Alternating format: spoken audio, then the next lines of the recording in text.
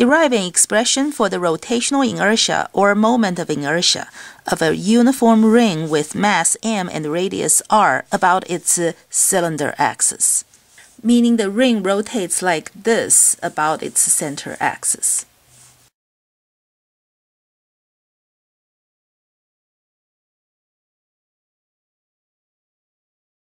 We already know that the rotational inertia of a point mass is mr squared. However, this ring is not a point mass, so we have to chop it into little bits of mass. For example, this little piece here is delta m. Actually, because we're going to chop the ring into infinitesimally small pieces, we will call this piece dm instead of delta m.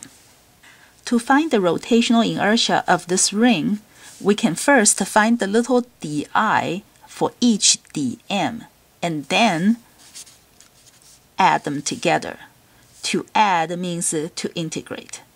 Because a dm is a point mass, its rotational inertia can be found using this equation mr squared. So the di of this dm is the mass dm times the r squared, and this r is the big R.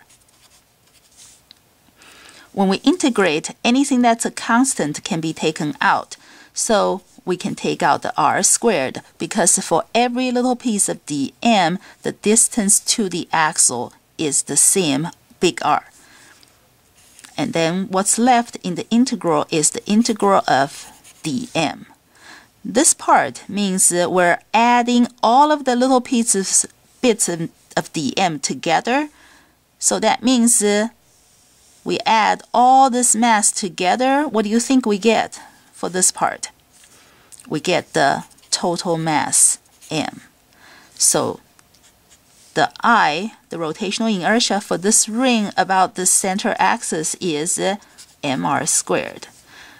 It's just like that one, because for the ring, all the bits of mass is the same distance r away from the axis.